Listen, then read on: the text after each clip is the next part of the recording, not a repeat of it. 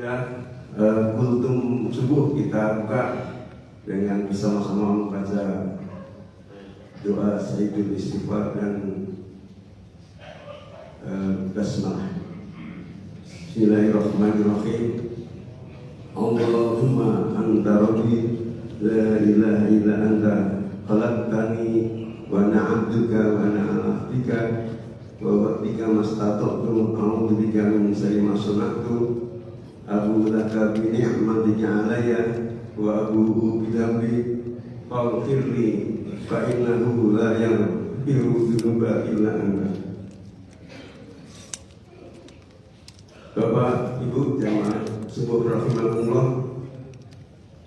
Alhamdulillahilladzi arsala rasulahu bil huda wa dinil haqq liyudhhirahu 'ala dini kulli wa kafa billahi shahidan.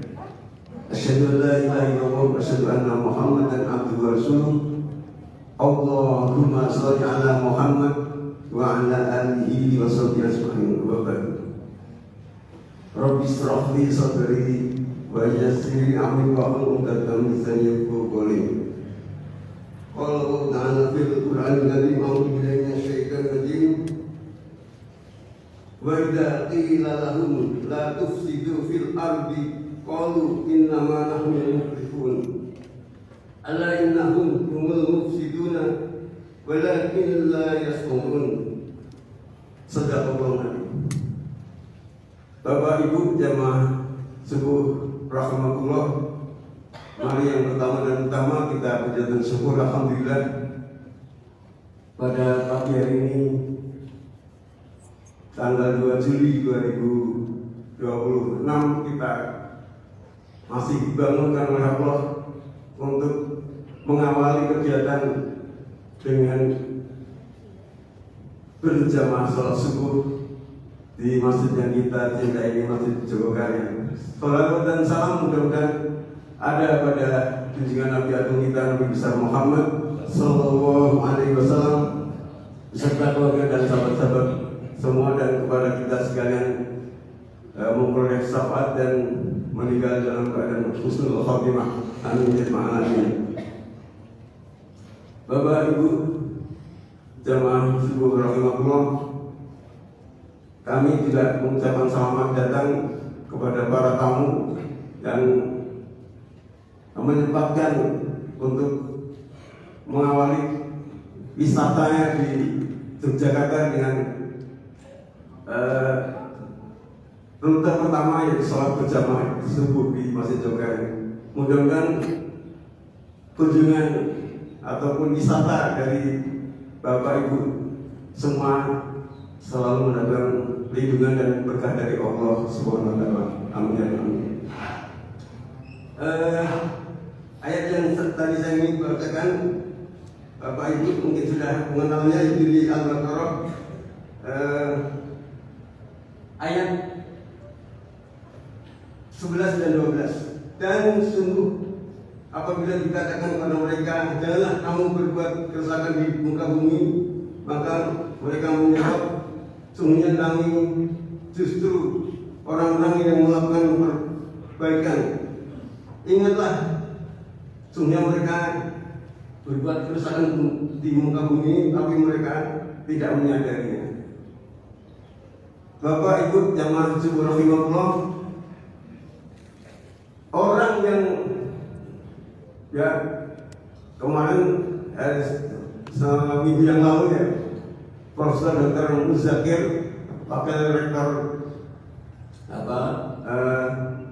UIN Sumatera Utara, hadir di sini dan memberikan kajian subuh kaitannya dengan kerusakan di muka bumi. Orang yang paling sombong di muka bumi ada 3 disebutkan oleh beliau. Kalau Bapak Ibu masih ingat, siapa saja? Fir'aun, kemudian Haman dan Korun.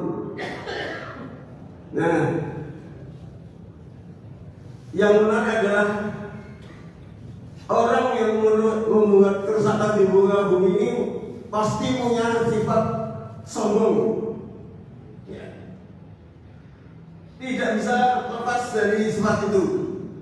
Karena bagaimanapun juga, kalau orang sudah berbuat sombong, dia akan berbuat zalim. Ini dua penyakit ini ya, yang merusak bumi ya. Dua penyakit ini ya. Orang yang tidak mungkin orang berbuat zalim tidak karena sombong. Dia pasti di dalam hatinya ada penyakit, yaitu sombong dan zalim. Apa toh sebenarnya sombong itu? Ya, adalah menolak kebenaran dan meremehkan orang lain. Ya, malah di TV Jawa Barat juga ada ya. Di dalam ranteknya itu disebutkan tentang sombong, yaitu orang yang menolak kebenaran dan meremehkan orang lain. Ya. Bagaimana dijabarkan oleh para ulama ya, menolak kebenaran padahal sudah tahu itu benar. Alasannya, masa saya disuruh orang ini gengsi dong. Ini menurut ulama batalul haq. Kemudian ulama yang lain menyebutkan meremehkan, memandang orang lain rendah, hina, tidak ada apa-apanya.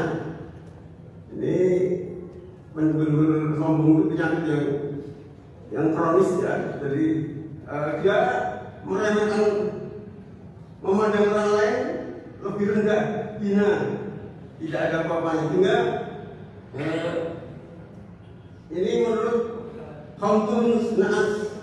Sedangkan Imam Ghazali menyebutkan sombong itu melihat diri lebih tinggi dari orang lain dalam hal yang tidak wajib disombongkan.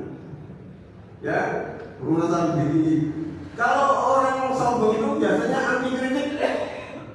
Ya, dia tidak mau menerima masukan dari orang lain. Dia menganggap programnya sudah benar.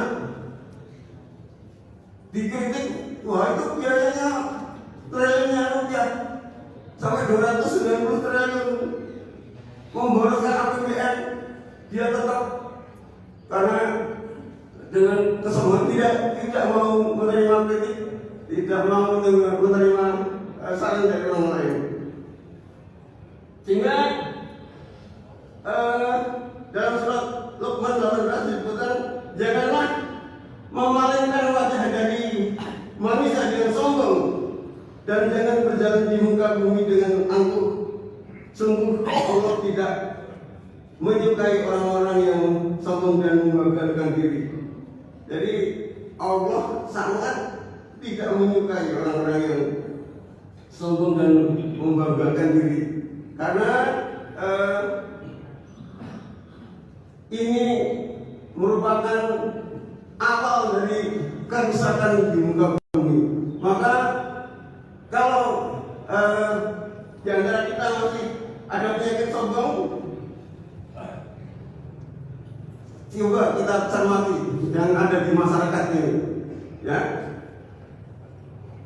sombong karena ilmu. Nah, ini bahaya ini. Sombong karena ilmu. Dia sudah dikasih tahu tentang dalil, tetapi dia tetap, orang Jawa mengatakan ngeyel gitu ya. Ya, sudah diberitahu dalilnya apa, bahwa sholat sudah asar, sholat terawih sudah asar, nggak ada, ya. Tapi dia ngeyel gitu untuk melaksanakan, ya. Sholat bakda subuh ini nggak ada, sholat terawih bakda subuh nggak ada, tapi dia tetap ngeyel, ya. Ini sombong terhadap ilmu. Biasanya orang ini fanatik terhadap ulama. Kalau di Mekah itu nggak ada sholat subuh pakai khunut, tapi setelah pulang dari haji dia menggunakan lagi ya. Jadi apa sombong dan karena Ustaz saya bilang begitu, kenapa saya tidak mengikuti? Jadi orang sombong terhadap ilmu itu biasanya ikut apa ustadznya atau ikut kiainya gitu. Sombong terhadap harta atau jabatan, dia berjalan dengan jalan mundur, jalan yang apa merendahkan diri, namun dia tetap pura-pura tidak dengar, pura-pura tidak tahu dalam apa bawahannya. Jadi dia sombong terhadap, kemudian sombong terhadap keturunan. Saya ini kan keturunan orang lebih tinggi, kenapa harus apa dia rasis gitu, rasis ya. Ya, duanya apa contoh-contoh yang mana rasis ini benar-benar seluruh dunia ya dikecam ya orang yang rasis ini. Kalau kita melihat sepak bola yang dia rasis gitu dapat sanksi dari FIFA, dia tidak akan boleh main berapa tahun gitu ya, karena rasis itu bahaya sekali. Maka janganlah sombong terhadap nasab. Kemudian sombong terhadap fisik ini jangan sampai kita apa melihat fisik sombong ini sangat berbahaya sekali, karena ini yang menjadikan awal dari pembicaraan atau pertentangan.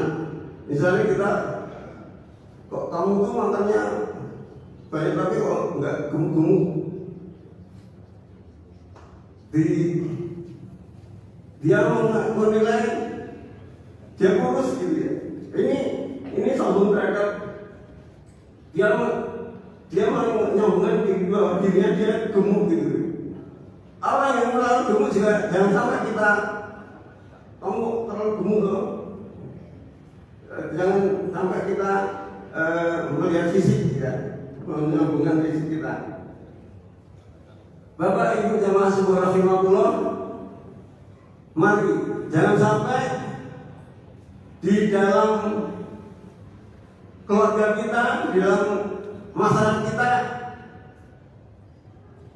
jangan sampai ada firman-firman kecil. Ya tadi di Tuhan sudah saya sendiri dari Profesor Dr. Muzakir yang menyebutkan orang yang paling sombong itu tiga, yaitu Fir'aun, Hawa dan juga Korun. Jangan sampai kita di dalam keluarga kita ada firman kecil. Ini akan apa? Benar-benar murid baru ya. Biasanya kepala keluarga itu tidak mau mendengar, melihat potensi anaknya. Pokoknya malah aku ini kepala keluarga. Ini sombong. Ya. Orang sombong itu tidak mau menerima kebenaran dari orang lain. Kita harus melihat potensi anak kita itu bagaimana. Kita dengarkan, kita lihat potensinya, kemudian kita ikuti dia kemauan mau sekolah di mana. Jangan sampai kita sebagai kepala keluarga sombong, ya. Jangan sampai ini akan menjadikan kerusakan di keluarga kita, ya. Kalau kita mengikuti kemauan kita sendiri. Demikian apa yang kami sampaikan dan mohon maaf atas segala kekurangan. Mari kita akhiri dengan membaca surat Al-Asr dan Alhamdulillah. Bismillahirrahmanirrahim. Wal 'asri innal insana lafi khusr illa alladziina aamanu wa 'amilus shalihati wa tawassaw bil haqq wa tawassaw bis sabr. Walhamdulillahirabbil alamin. Wassalamualaikum warahmatullahi wabarakatuh.